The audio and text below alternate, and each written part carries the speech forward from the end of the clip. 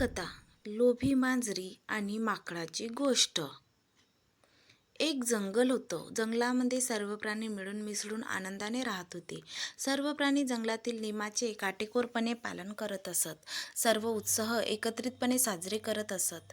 त्यात सर्व प्राण्यांमध्ये जॅकी आणि पेरी नावाच्या 2 मांजरी राहत होत्या. त्या दोघी एकमेकीच्या खूप चांगल्या मैत्रिणी होत्या व त्या एकमेकाची साथ कधीच सोडत नसायच्या.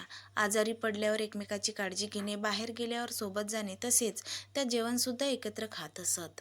त्यांच्या या घट्ट मैत्रीमुळे जंगलातील सर्व प्राणी त्यांची स्तुती करत असत. एके दिवशी पेरीला काही कामानिमित्त बाहेर जावे लागले, पण काही कारणामुळे जॅकी पेरीसोबत नाही जाऊ शकली. जॅकी एकटी असताना तिचं मन कशातच लागत नव्हतं. तिने विचार केला की आपण सुद्धा बाहेर फिरून आलो तर. असा विचार करून ती बाजारात निघाली. रस्त्यात चालताना तिला एक भाकरीचा तुकडा मिळाला. जॅकी घरी आल्यावर तिने भाकरी खायला घेतली. तेवढ्यातच पेरी बाजारातून तिथे आली होती. पेरीने तिच्या हातामध्ये भाकरी बघितली.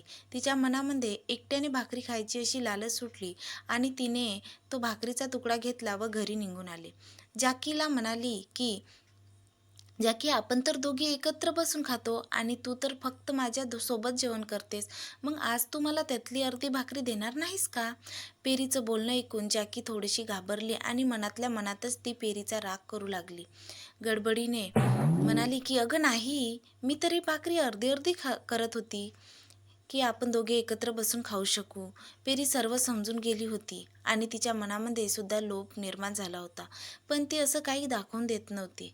जसे त्या भाकरीचे 2 भाग झाले, पेरी जोरात ओरडून बोलू लागली की मला कमी भाकरी मिळाली आहे. भाकरी जॅकीला मिळाली होती, त्यामुळे तिला पेरीला कमी भाकरी द्यायची होती. तरीही ती म्हणाली की भाकरीचे 2 भाग बरोबर झाले आहेत आणि दोघांना मिळालेले आहेत. अशातच त्यांच्यामध्ये भांडण झाली. संपूर्ण जंगलामध्ये ही गोष्ट हळूहळू पसरली. जंगलातील सर्व प्राणी त्या दोघांना म्हणजे जॅकी आणि पेरीला भांडताना बघत होते.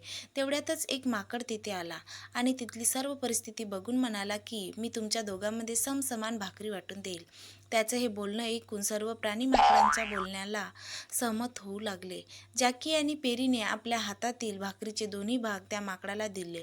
माकड तिथे एक तराजू घेऊन आला. तराजूच्या दोन्ही बाजूला भाकरीचे तुकडे ठेवले. अशा रीतीने ज्या बाजूला जास्त वजन असायचं त्या बाजूची भाकरीचा थोडासा भाग तो खायचा आणि असा सांगायचा की दुसऱ्या बाजूच्या भाकरी एवढं वजन करतो. तो जाणून बुजून भाकरीचा जास्त तुकडा खात होता, ज्यामुळे दुसऱ्या बाजूच्या भाकरीचा भाग हा जास्त वजनाचा होत होता. असं करत करत दोन्ही बाजूच्या भाकरीचे तुकडे एकदम लहान लहान झाले. त्या दोघी मांजरीची एवढी कमी भाकरी आता उरली आहे हे बघून म्हणाल्या की आमच्या भाकरीचे भाग आम्हाला परत करा. आम्ही उरलेल्या भाकरीचे भाग दोघींमध्ये वाटून घेऊ. तेव्हा माकड त्याला म्हणाला की अरे वा, तुम्ही दोघी खूप हुशार आहात. मला माझ्या मेहनतीचं फळ नाही देणार का? असं बोलून त्या माकडाने त्या तराजूमधले उरलेले भाकरीचे तुकडे खाऊन तिथून निघून गेला आणि त्या दोघी मैत्रिणी एकमेकाकडे बघत राहिल्या.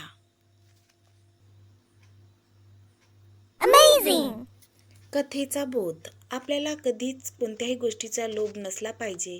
जे काही आपल्याजवळ आहे त्यातच माणसाने समाधानी राहिले पाहिजे व सर्वांनी एकत्रितपणे मिळून मिसळून आनंदात राहिले पाहिजे.